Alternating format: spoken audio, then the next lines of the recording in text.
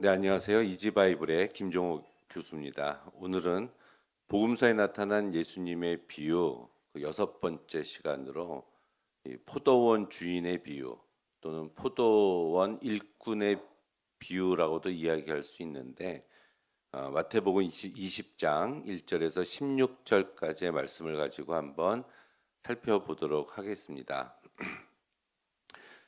일단 예수님의 여러 가지 비유 중에서 이 비유는 좀 이상하고요. 납득이 가지 않는 이야기로 등장을 합니다. 조금 이상하게 일꾼을 고용하고 또 이상하게 그 품삯을 지불하게 되는 포도원 주인의 이야기인데요. 일단 관리인을 시켜서 대개는 일꾼을 고용하기 마련인데 이 주인이 직접 인력 시장에 나간 것도 좀 이상하고요. 그리고 서둘러 수확하지 않으면 한 해의 농사를 망칠 수 있다는 어떤 절박함도 엿보이지 않습니다. 당시 유대인들의 노동 시간은 해 뜰 때부터 시작해서 해질 때까지 약 12시간이었는데 아침 일찍 일꾼을 구하러 나간 것은 뭐 그렇다고 볼 수가 있겠죠. 6시에 나갔으니까. 그런데 제3시, 6시, 9시, 11시 우리나라 시간으로 바꾸면 이제 6시에 나가고 난 다음에 9시, 12시, 3시 그리고 6시에 끝나는데 끝나기 1시간 전인 5시에 한 번 또 나가서 일꾼을 구하는 행위를 보면은 굉장히 의아심을 갖게 하는 그런 이야기예요. 먼저 일꾼을 우리가 쓰려면 그 사람의 몸가짐이 날렵한지 또 아픈 곳은 없는지 손이나 발이 이러한 일에 익숙한지 살펴봐야 되고요. 이런 일을 해본 경력이 있는지도 물어봐야 되는데 전혀 그런 것을 질문하지 않을 뿐더러 이 주인은 관심조차도 갖고 있지 않는 것으로 보입니다. 오로지 이 주인이 하고 있는 말은 너희들은 어찌하여 온종일 여기에서 놀고 섰느냐 이 이야기를 되풀이해서 하고 있어요.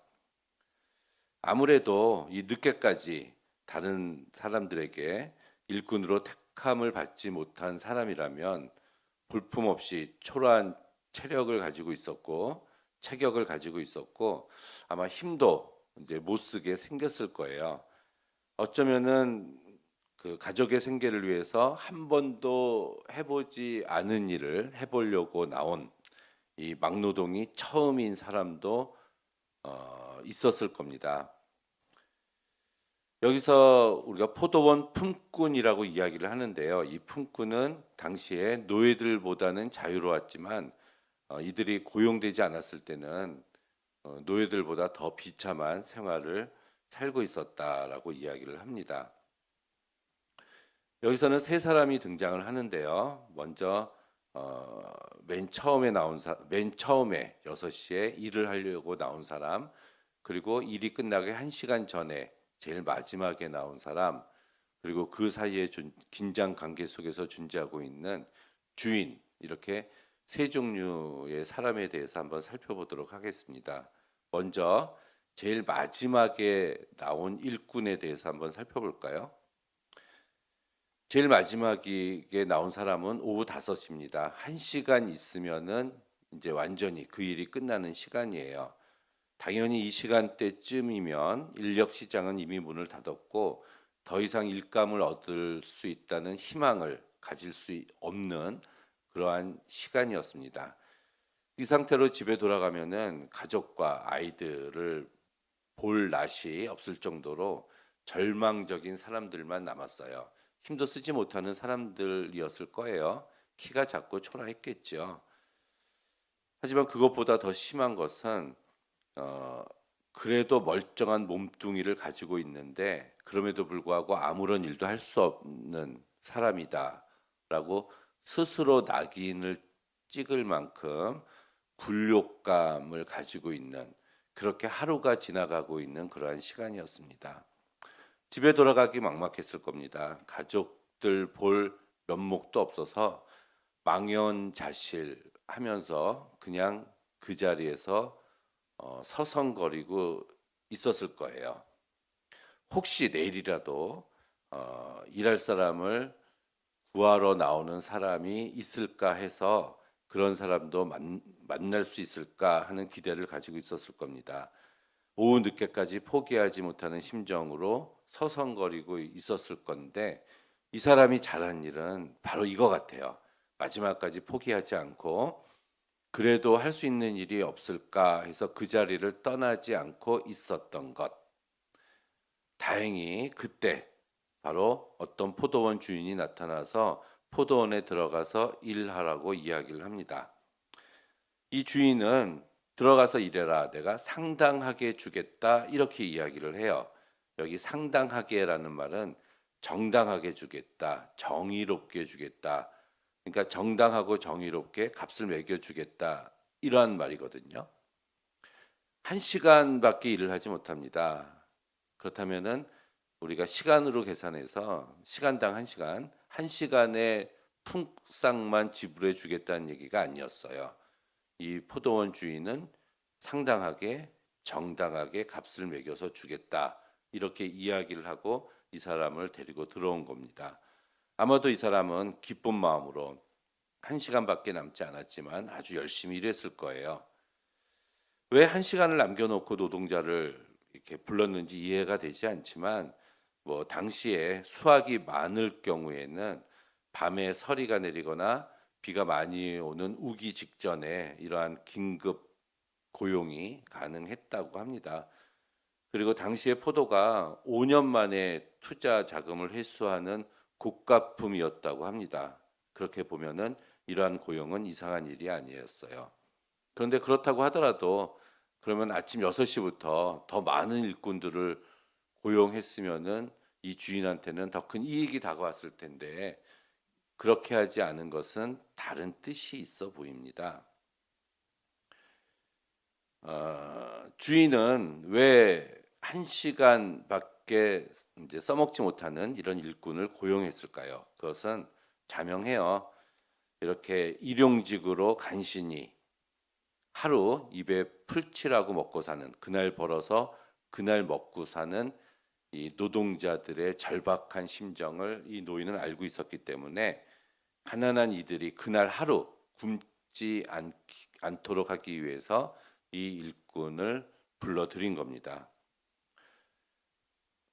문제는 일이 끝난 후에 이제 그날 일한 품삯을 지불을 하게 되는데 이때는 그 가난한 사람들이 그날 밤에 굶지 않도록 하기 위해서 그날 일한 품삯은 당일날 이렇게 지불을 하게 됐어요.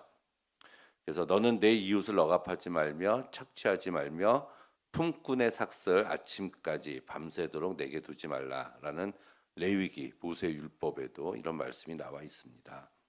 그런데 문제는 이 포도원 주인이 청지기에게 이르되 품꾼들을 불러서 나중 온 자부터 시작해서 먼저 온 자까지 계산을 해서 그날치 일당을 줘라 이렇게 이야기를 합니다. 그래서 품삯 지불이 마지막에 5시에 온 사람부터 이제 시작이 되었어요. 이 사람은 얼마를 받았냐면 온종일 일한 사람의 품삯이었던 1데나리온, 한 데나리온을 받았습니다. 너무 기뻤겠죠. 1시간밖에 일을 안 했는데 12시간 일한 사람의 몫을 받은 거예요. 이것을 보고 있었던 그 처음에 와서 12시간 일한 사람, 하루 종일 일한 사람은 기대에 부풀었을 겁니다. 그런데 이 기대와 달리 처음 온 사람에게도 한 달란트가 주어졌어요. 그러니까 문제가 생기기 시작을 한 겁니다. 아침 일찍 온 사람부터 순서대로 한 데나리온씩 줘서 돌려보냈으면은 오히려 문제가 발생하지 않았을 텐데 이 주인은 어떻게 된 일인지 나중 온 사람부터 계산을 하고 그에게 한 데나리온을 줌으로 인해서 처음 온 사람들의 불만을 야기시키는 결과를 가지고 오게 됐습니다. 자, 그럼 두 번째로 맨 처음 온 사람들. 이 사람들은 당연히 즉시 반발을 했어요. 12시간 일한 사람하고 1시간 일한 사람 동일하게 대하는 것은 공평하지 않다고 주장을 하기 시작을 했습니다. 이른 아침부터 찜통더위 속에서 일한 자신과 서늘한 저녁에 쾌적한 조건에서 1시간밖에 일하지 않는 사람을 똑같이 취급하는 것은 공정하지 않다라고 말을 하면서 분개하고 억울해했습니다. 이 사람들의 습성은, 가지고 있는 마음은, 이 사람들은 자기들이 행동한 모든 일에 대해서 주의 깊게 그것을 간직해 두는 사람이에요. 자신들이 얼마만큼의 시간을 소비했고 또 얼마나 오랫동안 일을 했는가, 종일 더위와 수고에 견딘 자신들에 대한 이러한 마음을 깊이 간직해 두었던 사람입니다. 그래서 더 받을 자격이 있다고 당연히 생각을 한 거죠. 그런데 더 많이 받지 못했기 때문에 불평을 하기 시작한 겁니다. 그들에게 있어서 이 순간에 행복과 기쁨은 다 사라져 버렸어요. 그렇게 된 이유는 바로 비교와 계산 때문에 그랬습니다. 사실 처음 온 사람하고 이 주인이 맺은 계약은 1데나리온이었어요. 약속된 일당을 받은 겁니다. 그럼 받고 가면 돼요. 하지만 이렇게 불평을 한 것은, 화를 낸 이유는 1시간밖에 일한 사람과 비교했을 때, 계산했을 때 공정하지 않다고 생각했기 때문에 그렇습니다. 아까 말씀드렸듯이 이 사람부터 먼저 계산해서 돌려보냈다거나 아니면 밀실에서 이 계산이 이루어졌다면 누가 얼마 받았는지 몰랐을 것이고, 처음 온 사람도 약속된 일당만 받고 그냥 집으로 돌아갔을 거예요. 그런데 맨 나중에 일한 자가 뜻밖의 품삯을 받는 것을 목격한 바로 그 순간에 이 처음 온 사람들은 기쁨과 감사와 자유가 송두리째 사라지게 된 겁니다. 사실 이들은 배려와 사랑이 없는 사람이었죠. 나중에 온 사람에 대한 배려와 사랑, 근본적으로 같이 일한 동료에 대한 너그러움과 사랑이 없었습니다. 그들이 1시간 일한 품삯만 가지고 돌아가면은 온 가족이 그것을 가지고 배불리 먹을 수가 없었어요. 그들을 생각하는 측은한 마음이 전혀 없었습니다. 자신들만 생각한 거예요. 엄밀하게 따져서 자신들은 손해본 것이 전혀 없었죠. 약속된 것을 받지 않았습니까? 그렇다면 억울한 상황이 아닌데, 그럼에도 이들은 억울했어요. 바로 비교와 계산을 했기 때문이고, 이 다른 동료들에 대한 배려와 사랑이 없었기 때문입니다. 그렇다면 이제 세 번째 등장인물인 포도원 주인이에요. 이 사람은 왜 똑같이 돈을 지불했을까? 그것은 비교와 계산하지 않았고요. 당연히 나중 온 사람들을 배려하고 그 사람들을 사랑하는 마음, 이들의 속사정까지 헤아렸기 때문에 그렇게 똑같은 돈을 지불을 한 겁니다. 일자리를 구하지 못한 이들이 빈손으로 돌아가면 그날 밤에 온 가족이 굶게 된다는 사실을 이 주인은 아주 잘 알고 있었어요. 그래서 경제 원칙을 뛰어넘어서 불쌍히 여기고, 그래서 하루치의 품삯을 온전히 전부 준 겁니다. 이 주인은 일거리를 구하지 못한 사람들에게 돈을 적선하는 대신에 일자리를 줬습니다. 땀 흘린 대가를 당당히 받아갈 수 있도록 그 사람들의 체면을 살려준 거예요.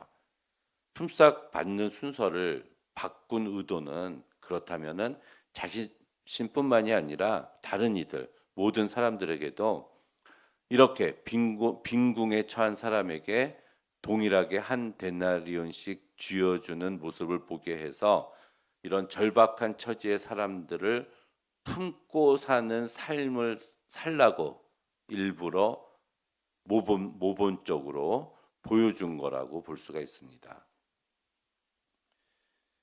자, 그렇다면 이 비유의 핵심은, 하나님께서 우리들과 맺는 이런 관계의 토대는 결국은 일이 아니라 은혜라는 것을 우리는 알 수가 있습니다.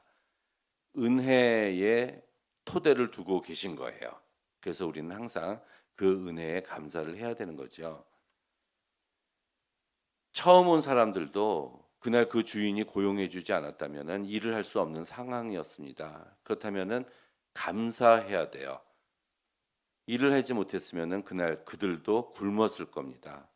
그냥 먼저 일자리를 구한 것에 대한 감사하는 마음을 가지고 일을 했다면 그렇게 억울해하면서 분통을 터뜨리는 일은 생기지 않았을 겁니다.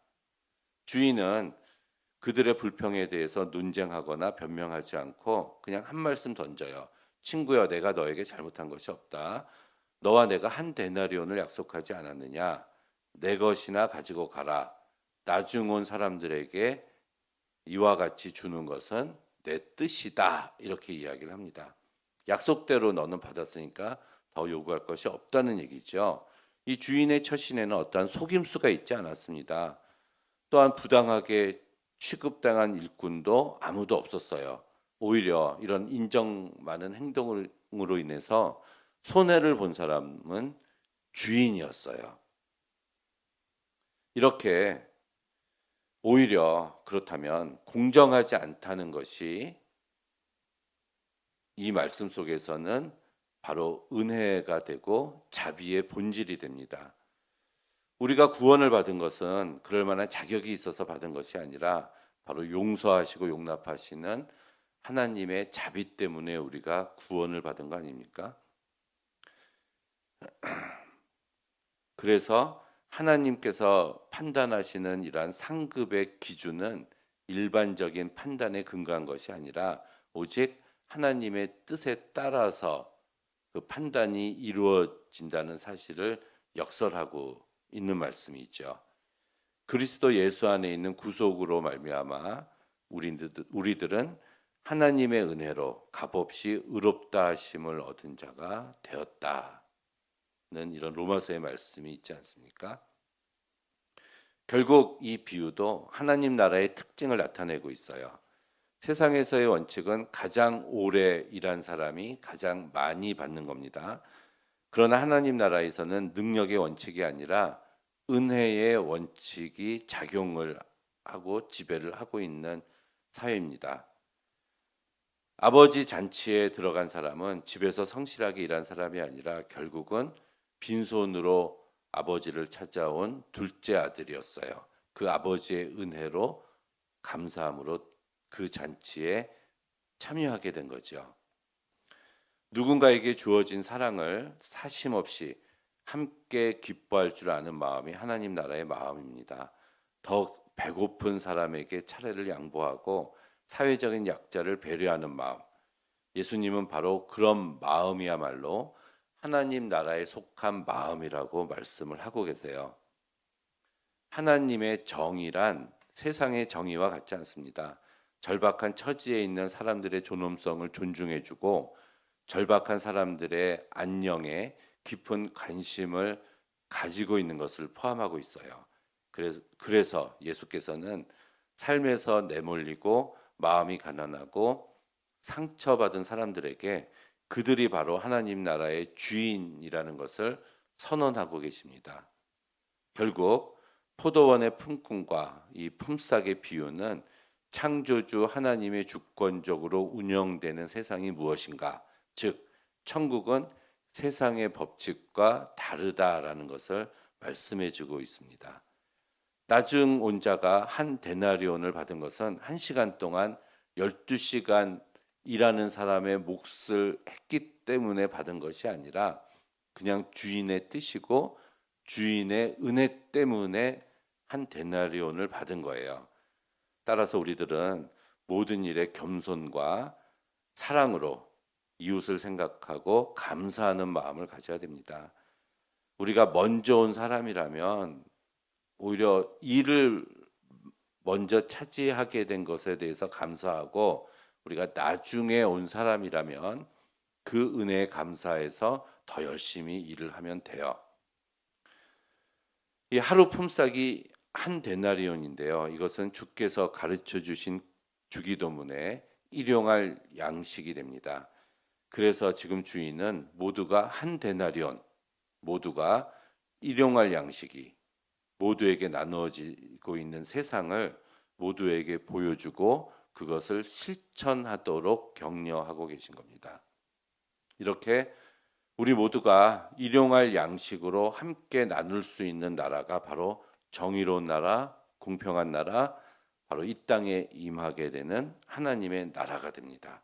그래서 예수께서는 이 비유가 시작되는 마태복음 20장 1절에 이 비유의 주제를 천국이다 이렇게 말씀하시고 시작하고 계신 거죠.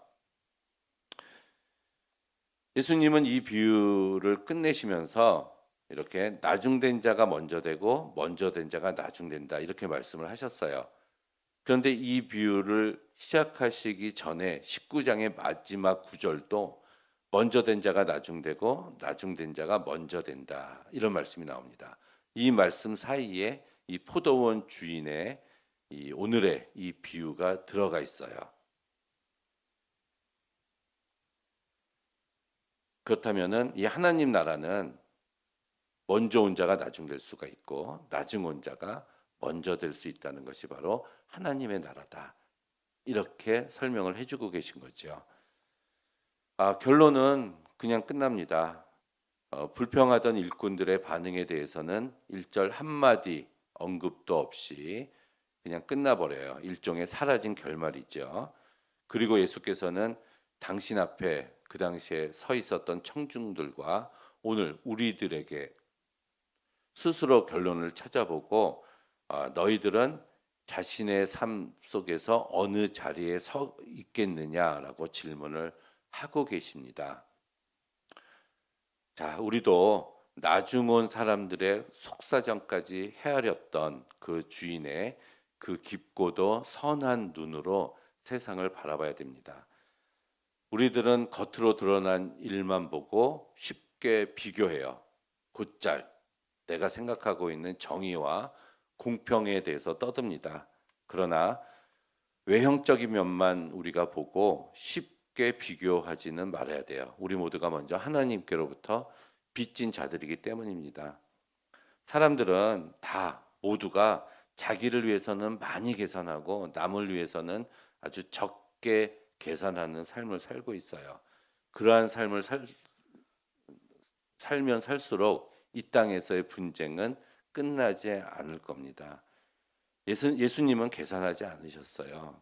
천국은 계산해서 가는 나라가 아니기 때문에 그렇습니다. 내가 예배를 몇 번 드리고 전도를 몇 명 했고 성경을 몇 번 읽었다라는 것을 가지고 계산을 해서 그 기준에 이르면 그 다음에 천국을 올라가게 되는 그런 나라가 하나님의 나라가 아닙니다.